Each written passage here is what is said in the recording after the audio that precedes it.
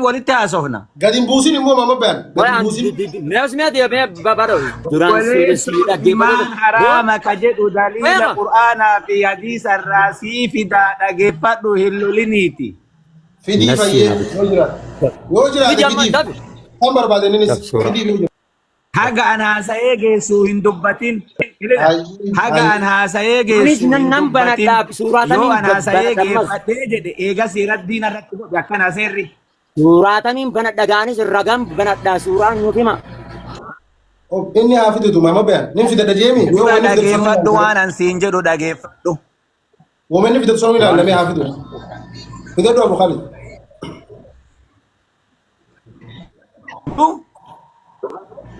Dubbadhu fidi. Daliila sun. Dubbadhu. Quraana qaree. Badhaa dhageeffadhu. Jimaan Qur'aana keessattis hadiisa keessattis aqlittillee haraam ta'uun isii ifa galaadhaa si jedhe. Maalinii yoo naan jette si himaa dhageeffadhu. Hin socho'in achirraa. Qur'aana keessatti Rabbiin إنما الخمر والميسر جدي رجس من عمل الشيطان فاجتنبوه جدي أمريدا خمريدا واني كمري جما واني كمري تي حرام إلا بكت جاء ربي قرآن كيست نوهيمي خمري كيف دوكا وجني جاكم بوتين دبتين يو أني بوي جت تفسير كل سريمتي قرآن كل سريمتي حديث كل سريمتي جتنا الرد بيفتا ما نا إيجاد سيري أكنا كيف فسرنا يقدو؟ أيه فسري؟ جمان خمري تهو النكجل شو خمري جتشو معنا مالي هو كان انجتو تاتي الخمر ما خامر العقل خمري جتشو وان عقلنا ما كان هقوقي وان هاسورا يودر أولي جراجراتي قد نما جتشسوسو وان متانا ما كان قرتي الرتي هقوقي تهو خمري جتما الكمر ما خامر أكل جتو حديث فسرية كمري جتو جمان صفتنا وان فرشون على تو قدتهم فرشون نبهاسة إنسي سينجن بيقات كيبا فرشون النادي بدو سينجن أبوي وچيني داكي بدو سيرا No. أبو سيرا واسيان بيتو قربان دي منوزم جدي تاين داكي فتواتي Laki hayya ana gaafii qaba. Amma kijiba sheekonni teessan bu'a. Us ana gaafata gaafiin qabaaf. Gaafiin qabaaf. Hin deebisaa kan keessi hin deebisne bari fagara kuni. Kun oodiyensiin isa jala jiraame. Abu Khalid. Obsa yeroo takkalaal waa'ee farshoo tanarratti nan kijibsiisaa eega. Baga kakabaan alimallee nawaan gubbannaa banamansa asalaa amma inni obsi gaasa obsi wayi dhaggeeffachiifna obsi amma inni reefin tana maal jedha farshoo jechuun cufama waan aqli nama jirjiiraa je akkasuma jimaan ammoo garuu ilaalaa kijiba isaa ilaala Sheekh Muusaa warra jimaa fi arshoo irratti dubbatu kana sirriitti bayaana irraa godhee kenne. Hayyee namni farshoo dhugu illaafata. Jaartii wajjin hin ciisu. Illaafata. Sammuun isaa nagaa hin qabdu. Waa dalaguu hin danda'u. Oorruu akaabuu hin danda'u. Carraaqatuu hin danda'u. Namni farshoo dhugu mee kijiba jara kana walitti haa ilaallu. Kijiba Sheekh Bakuleedhaa kana haa ilaallu kotta walitti ilaalla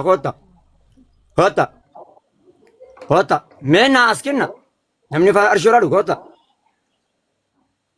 ageessa hunoo ilaala baay'ee irraan bana booda amma irraan banina irraan bana booda tirti dhaggeeffadha. Nyaatan namni jimaanii fi bunni obboleeyyanu. Bunnin nashaatuma fida. Waa gabaa jimaanin nashaatuma fida. Saniifuu awwannin ajaa'ibee fixuu dadhabe. Buna kana ittiin guufatan. Jimaa kana ammoo kan wanni silaa biyyaa himan. Nattiin jawwaliin gaati koo himee. amantii faa beeksisuun kan jirtu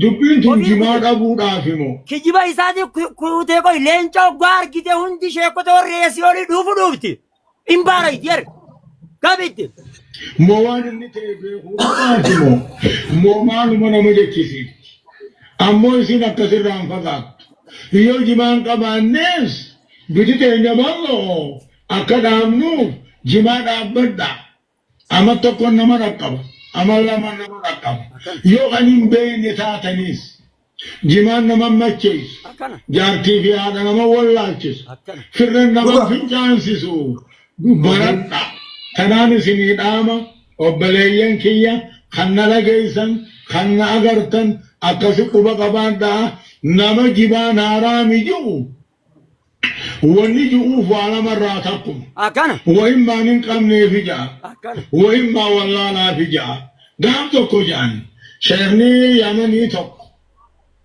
warra jimaan haaraami jiru kanaan akka jeen najjaara lama warra mana jaa tokkoo farshoo dhugu tokko meenatti dawalin gaadam jiruun lamaan obbo fidaniif mana kanamee fooqi ijaaraa jeen obboanii fi duuba mana irii ol bahan namni farshoo dhugu tarkaanfii hin danda'u qaamaan ni hollata fincaanii qabachuu hin danda'u achirraa kufee du'e kaan ammoo fooqi sun kontiraata fudhatee jaaree bakka hin ga'e sheekni sedeen yoo jettaniis imaamu shawkaani Allahu akbar jimaa na akka jedhan gaaf tokko ulamaan takka jedhanii warra amaniin jimaan haraamii jedhaniin warri aman akka jedhaniin mee haraaminaa firdii godhuun duratti waan beekan takka hukmii dura tasawwuraa duraati waan beekan takka firdiitti godhanii jimaa kana baala nyaatammoo hiddataan nyaatammoo moo midhaansaan nyaatanii jedhaniin duuba warri haraami jiru akka jedhaniin nu waan beeynuu jedhaniin duuba ulamaan yaman akka jetteen akka shawkaanii kunfaan saahibul beeyti adraamaa fi beeytii jedhaniin abbaan manaa waan mana isaa keessa jiru isumaa beekaa tii duuba hin beeytanii waan beekan haraaminaa murteessanii firraaf qabaa jedhaniin akkas waan mana baadhoo keessa jiru baadhumaa beeka ko akkana amma sheekni keenya sheekul Useymiiniin obbaanii fi jimaa irraa gaafatan akka jedhan waan jimaa warruma jimaa beekuuf dhiifnaa jedhan waan hin beeknetti seenan jechuudha bara amma wanni ajaa'ibaa namni gariin faan biyya jimaa teenya tana taa'ee jimaa deehanfatee jimaa qamahaa qamahuu baatu waan jimaan bitan masruufa jimaadha kana nyaataa kanaan jiraachaa diin baratee ammammaas jechuu warri jimaa nyaatu keessaahuu harariin warri harargee baaseenaa idduu jannatan barbaadan jannata haajaan qaban akhiraa haajaan qaban jechuun waan nama qaanfachiisu kanaafuu obboleeyyan keenya waan jannu waan deemnu naa gargar barruu jechaa naa jiraadhaa waan nuti jimaan yoo haaraamte awwala nama juutta awwala nama haaraaminna muree murteessee biyya himurraa beeka akkasitti yaaddani sodaani qabna ummata keenya hamtutti ni dhiifna dura nama himurraa isaa akka jaa warri haaraamiju wanni jaaniif